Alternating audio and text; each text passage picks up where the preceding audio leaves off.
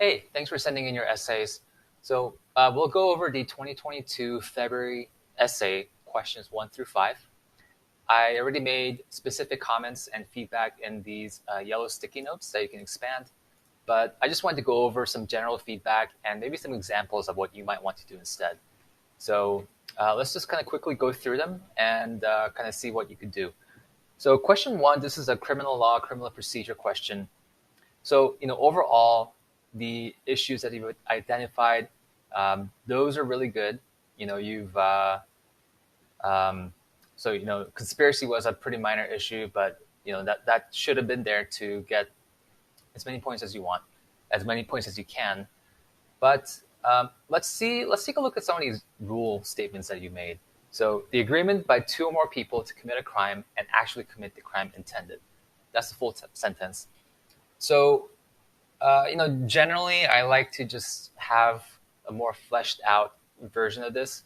So I might say something like, conspiracy involves or includes or requires whatever you want. Conspiracy, involves blah blah blah. But you need to have all the elements of that rule. So I made this comment here that this statement is a bit lacking, and also it's not accurate. So conspiracy involves three, generally speaking, three elements. There's an agreement, which you got, but there's also an intent to enter into that agreement. And there's also an intent to achieve that objective of the agreement. You state that there's an agreement and you actually have to commit the crime that's intended. So the actual act is not required for conspiracy, it's just the agreement and the intents. Um, there's also nuances in modern law, for example. There's an overt act requirement that that could just be a mere preparation, getting in the car, getting the guns ready. So you could have mentioned that as well. Um, and in terms of the agreement or the intent, you just need a mere tacit understanding. So those are just ways that you can expand upon the rule and explain what it means. One of the common patterns that I see in all of your essays is that you kind of hand wave over these rules. You just have these like general statements as if you're explaining it to a fellow bar taker. But you want to explain it like you're talking to a 5-year-old, like your mom or your boyfriend, someone who's not really all that versed in the law. So that specificity, precision, and particularity is what they're kind of looking for, instead of just conspiracy is this and that. And also, you want to be accurate with that as well. Another example I can think of is in your evidence essay, which we'll go over in a bit. You talked about multiple hearsay as being hearsay within a hearsay. What does that mean exactly? We'll go over that soon, but let's focus on this for now. As I noted, conspiracy is not really a huge issue, but maybe you can use this as an exercise.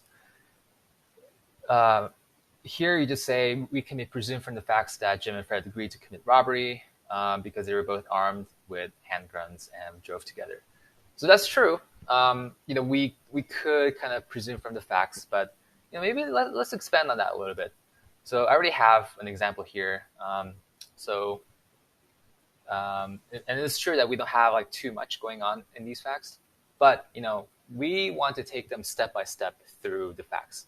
Like an algebra problem, you have one statement, and then you have the next logical statement. You're going to lay out the facts and then kind of connect them.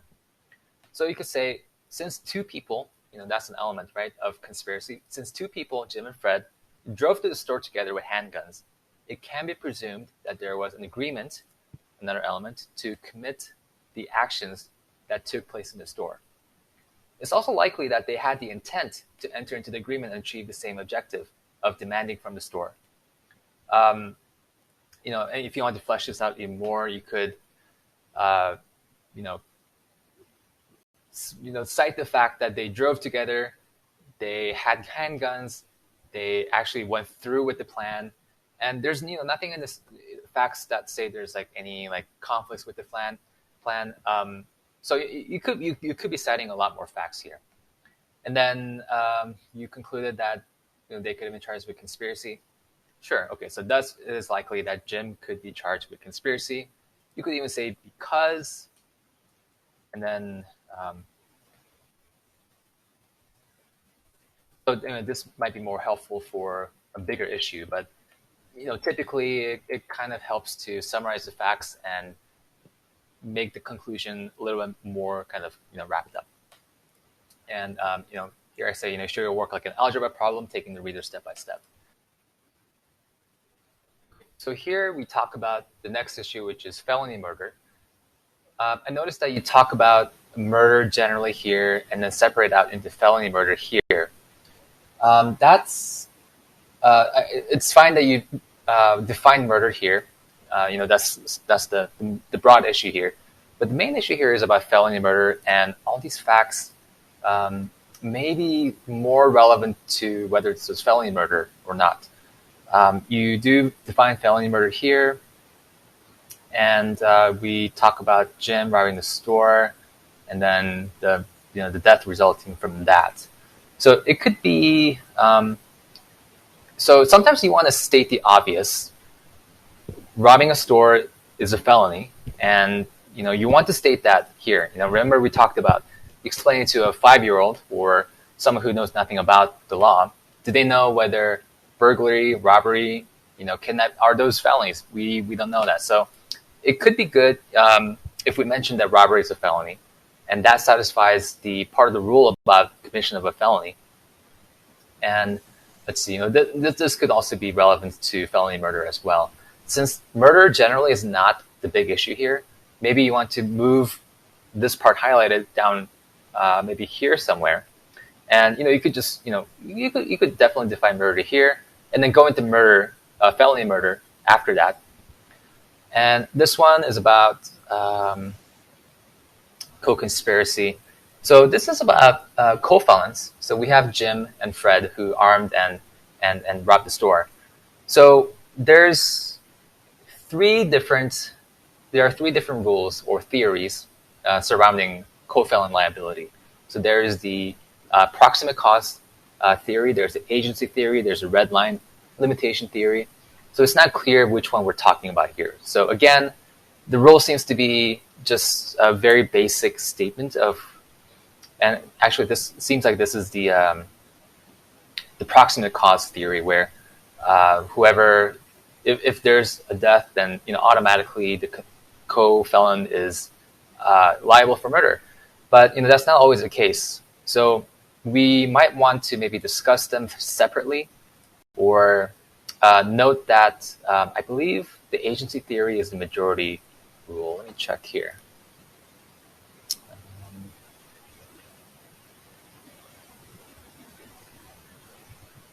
Let me do a quick plug of Magic Sheets here. So yes, so agency theory is the default rule.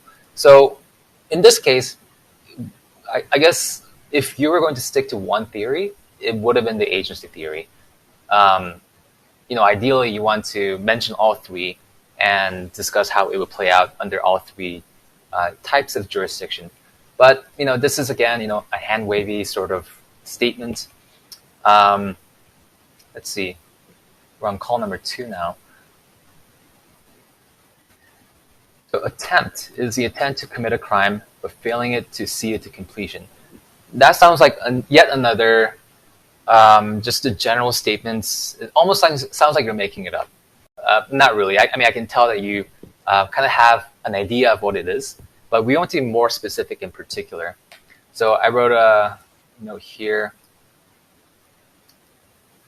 So there has to be an act beyond mere preparation in furtherance of the intent. So that is the attempt. It's different from conspiracy, which was the first thing you talked about, in that conspiracy doesn't need an act, but attempt does need an act. And that's the salient difference between the two things, and that should have been stated here. So I would suggest, getting to know the rules more deeply. Doing the MBE questions can help with this, because the MBE tests pretty specific nuances in the rules. So that can carry over to the essay performance as well, which is why MBE subjects are so important. Let's see, murder you talked about here. This was good. The exception to warrant being the search incident to arrest. that was definitely something you want to talk about. This one, I wasn't sure about this one. The third call to question asks about the Fourth Amendment, but you bring up the Fifth Amendment. So I wasn't sure if this was necessary, relevant. Yeah, I'm not sure if I would have discussed this. I haven't solved this myself, but maybe perhaps it was important, but it on first blush it didn't seem that important. Let's move on to the second question here, and this will be pretty short because you did a good job on this one. Preamble, good. Always you want to have that for the community property essay. So the source action presumption tracing. This is the general approach to determining or characterizing whether an asset or a debt is community or separate property. So that's good. Tracing, there's two different types that you want to talk about. It seems like you only maybe discuss one way of doing it. So next time maybe you want to consider both. I also noticed a lack of rules that are obvious to see. Maybe you kind of embedded them here somewhere. But is there a particular principle for disability insurance payments, particularly after separation? Is there a rule for that in community property in California? Yeah, so this was good. I'm not going to spend too much time on this one. Let's go on to the torts one. So let's see here. Yeah, so I think this one, there were issues, pun not intended. So you talk about private nuisance, great. That's a major issue here that you want to talk about. While we're talking about nuisance, you could also talk about public nuisance, because you're talking about a specific type of nuisance, but to kind of round out the fact that there aren't any other types of nuisances, bit of a tongue twister there, you also at least want to bring up public nuisance even as a slam dunk issue. Just like bring it up, and if it doesn't apply, say the rule here doesn't apply, and conclude it doesn't apply. So it's good that you have the private nuisance though. That was a big one. However, negligence, I don't believe there was an issue here. So let's bring up question 3. So Diana hosts rock concerts. She knows she's doing this. She's gotten complaints about it. She's even talked to our plaintiff here, Pedro. So she knows there's not really a negligence issue here. She didn't have any. I'm not sure if she had any duties here. So this was not an issue that you wanted to discuss in depth like this. If you wanted to mention negligence as a possible issue, it should have been a very quick, just a statement saying that it doesn't apply because, a couple of sentences. But this is way too much because it was not the issue that they were testing for. This was not a reasonably relevant issue. If you look at the essay instructions, it says to talk about issues that are pertinent to the facts. You don't want to throw in everything that you can think of, because then how will the grader know that you know what you're talking about? So this was probably something that wasted your time. Okay, so here's another issue with the rules. You just say this sentence fragment, the unlawful entry to the land of another. Technically that's true. That's what it is. But there are other elements. Let me pull out my trusty sheets again.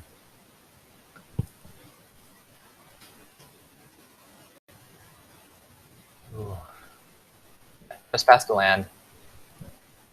So if you wanted to talk about trespass, you would want to mention physical invasion, some kind of physical entry. You do talk about entry, but it helps to be more specific.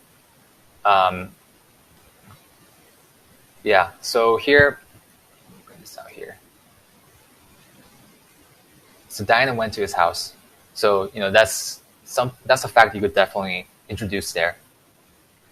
Here. So generally this is fine. I would say to flesh out the rules if you can. Be more specific. Talk about the nuances that you're going to talk about. So I think this one was good. When I was reading this, I was a little bit I was a little bit confused at first because the following requirements need to be met, and I was expecting a list of the elements, but I think you were referring to these sub-issues, the elements that you were going to talk about and you did talk about. If you could maybe put all of that up front, that would be good. Generally, you want to have the rules that you're going to discuss up front and then talk about it afterwards. Defenses, great. You always want to talk about defenses and exceptions. Those are the counter arguments that you want to discuss.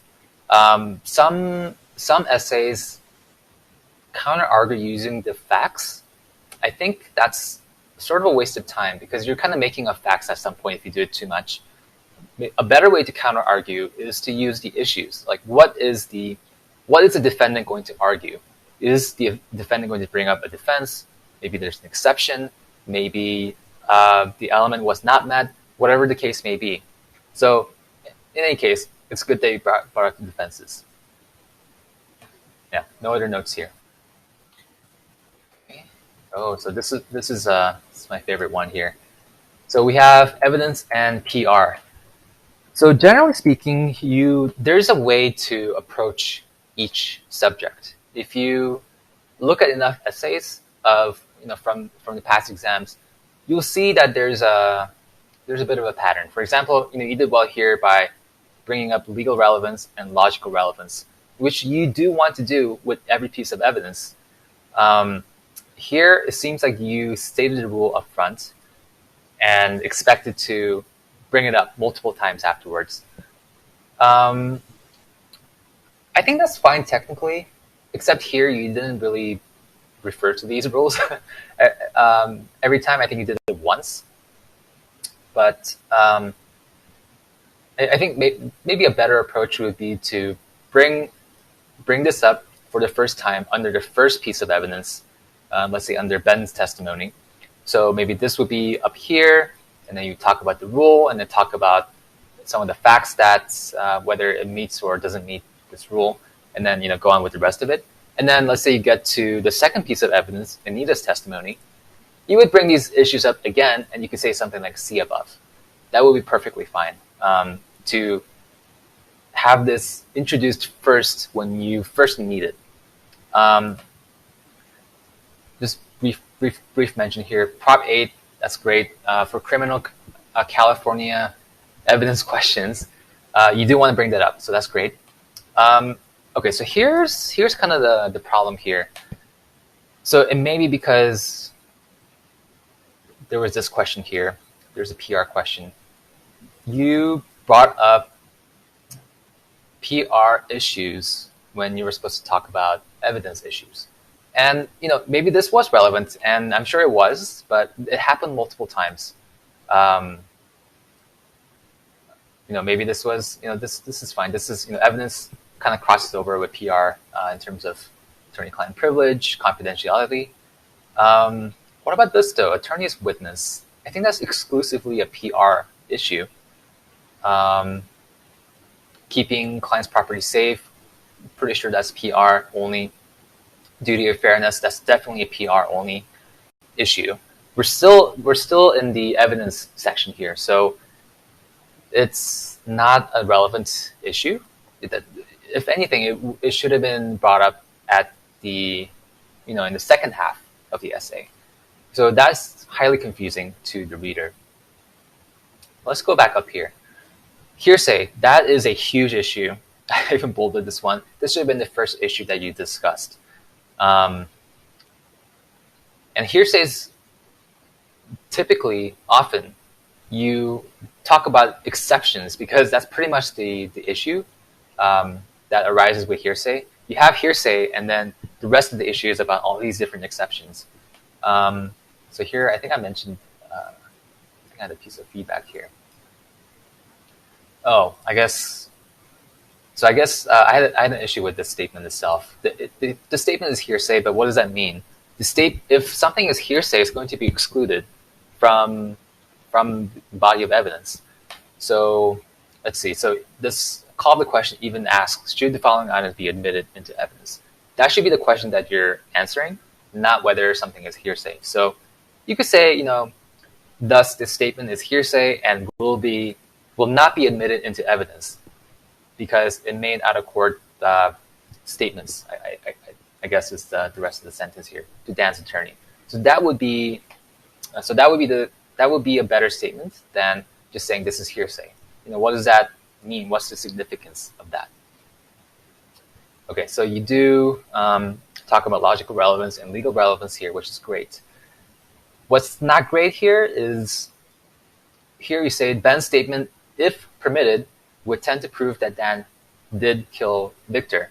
Okay, great, but you jump straight to the conclusion that the conclusion is the same as your analysis, which is a circular argument. And that's also known as a conclusory statement. You just kind of jump to the conclusion without providing a basis for it. So that's kind of like saying this is an apple because this is an apple because I said so. And that's not proper legal argument. So I left a comment here. Take a look at here. Same here. Here, the probative value of Ben's statement does not outweigh the probability of unfair prejudice. That is pretty much a restatement of the rule. And I want to know why that's the case. You don't explain why. So that explanation would have been really good. So I talked about exceptions to hearsay.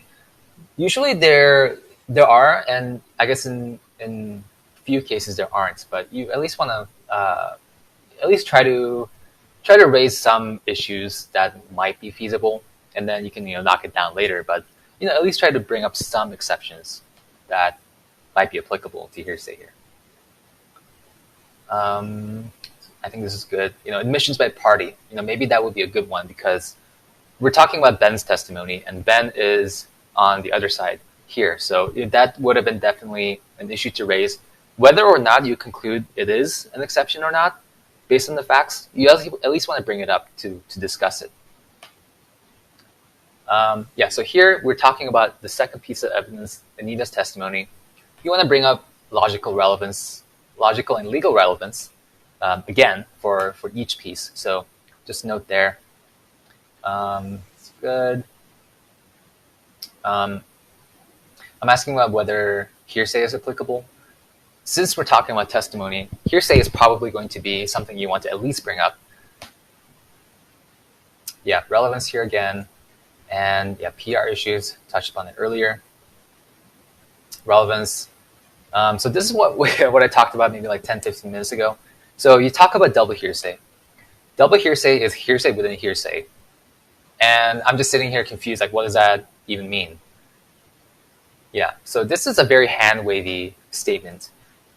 These concepts need to be defined more precisely. So, you define hearsay up above, but hearsay within hearsay, what does that mean? Is there a statement that is being included by the statement itself? Is the statement referring to another statement? Is the statement referring to another person? It's not clear what that is. So this is, I would consider, is a very incomplete rule statement. So to kind of fix this, you want to know the rules very well. And again, doing the MD questions is going to help you understand it, but it's also important to be able to recite it. So there's a difference between memorizing something and then being able to recall it and recite it on the exam. So people are often concerned about being able to memorize something, which is a big concern. And I agree with the concern too. But even more important is being able to actually use it on the exam, to recite it and be able to use it. So there's a few different aspects to memorization, and understanding, again, is great. That is going to help you memorize and be able to recite it. But let's make sure we do more practice essays and be able to state what the rule is actually. Can you explain it to your grandma? Can you explain it to someone on the street? Just making it very particular. There's elements, there's definitions, and there's a particular way of stating, let's say the legal standards or whatever it is involved. So I would highly encourage you to avoid saying things that only you can understand. If you maybe talk to a programmer or a coder, they always leave comments in the code so that other people can understand what they did. So it's kind of like that here. if you have an algebra statement that is, you go from the general principle and then you jump like 5 steps ahead and no one knows what you did. Maybe that's not a good analogy, but I just really had issue with this kind of hand-wavy statement. It's not here, but it's a recurring pattern within your essays. If someone reads this, they're not going to know what you're talking about. Maybe a professor would know, maybe a bar taker would know, but everyone else, it's not clear what that is. And that clarity is probably what the graders want too, because they're flipping through this really quickly, and they want to know that you know what you're talking about. And I'm kind of saying this in length because I think this is something that you could really fix up and then make better. If you look at some of the sample answers or high-scoring answers on bar essays or my free essay answer bank, the higher-scoring answers, they know what they're talking about. They have all these rule statements stated very particularly. Having like this huge paragraph is not always great either, but it's very tight. Yet they have all the elements laid out, and they use the elements in the analysis. So,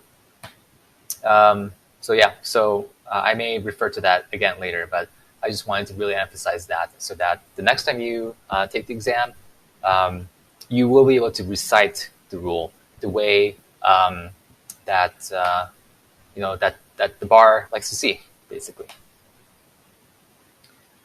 Ooh, what did I say here? Okay, so discuss. Okay, so we're finally getting to call number 2, which is the PR. So you say you discussed the bloody pants above, but that's really about that's the ethical issue that you want to talk about in this section in particular, right? And also, I also noticed that the first call of the question never talked about the bloody pants here. So I'm not sure where you would have discussed it earlier. Basically, you want to answer the questions that's asked. It seems like everything's sort of been merged together in one big answer, and it's kind of hard to keep track of what you want to talk about. So PR is a very important topic in California essays. It's practically guaranteed to appear. There's maybe been 2 examinations where it didn't appear. Maybe appeared in the PT, but some years, most years, almost all years, you will see some essay question about the PR topic. So you do want to know all the issues very well.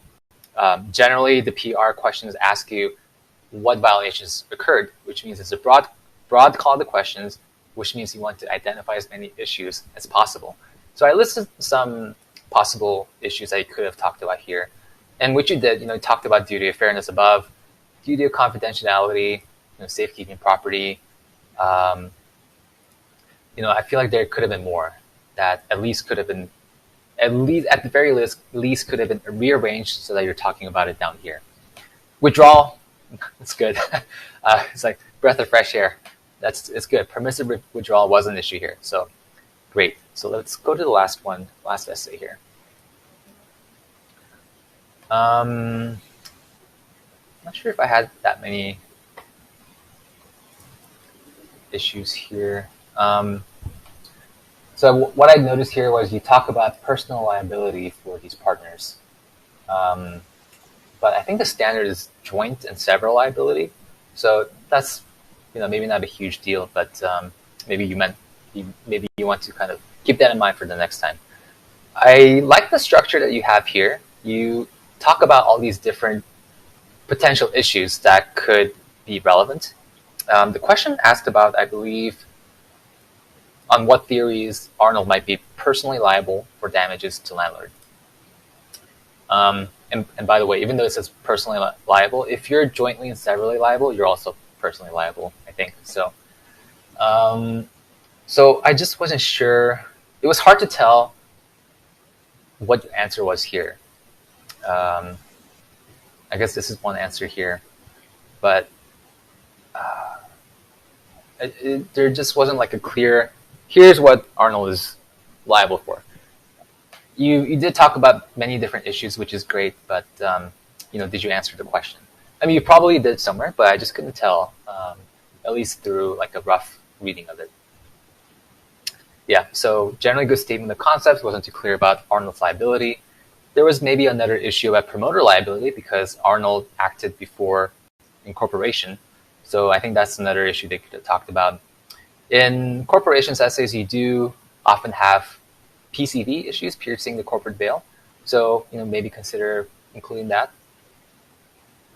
Yeah, same issues here. Maybe there's an agency issue here as well. Each partner is an agent of the partnership, so that could have been something you could have talked about. But generally, I think this is not bad.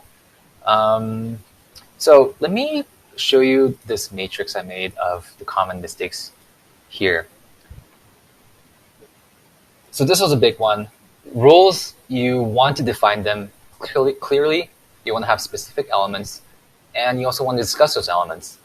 The elements need to be accurate. Remember in the Crim essay, talked about conspiracy, talked about attempt, but you were missing some elements, or your elements were not accurate. So you kind of want to tighten that up and make the rule statements better. It's kind of funny, as I was reading your essays, I was thinking to myself, most people have the rules really down, but then they miss the issues. They miss a lot of the issues, or their analysis is kind of whack. It's too long, or they do all these fancy counter arguments that you don't need. But you have kind of the opposite problem where the rules are not very clear, and I'm not sure whether you know the rules, and the grader will think so too. This was a minor thing. You generally have really good IRAC. You have issue, rule, analysis, conclusion. So that's good. Some people kind of mix up the rules and the issues, or rules and the analysis. They introduce new rules, but you don't really do that. Maybe in this essay. But speaking of issues, you want to, and that's really the core of the essay, right? If you don't have the issue laid out, then you're not going to know. You're not even going to have an opportunity to discuss those issues. So in a few of these essays, I noticed that you were missing some issues, or you talked about the wrong issues. The Torts essay, negligence was not a major issue, I don't believe. But maybe, let's go back to that one. This one. Yeah, maybe you could have talked about public nuisance. I kind of skipped this earlier, but there's defense to nuisance that you could have talked about. It's good that you got this one. So,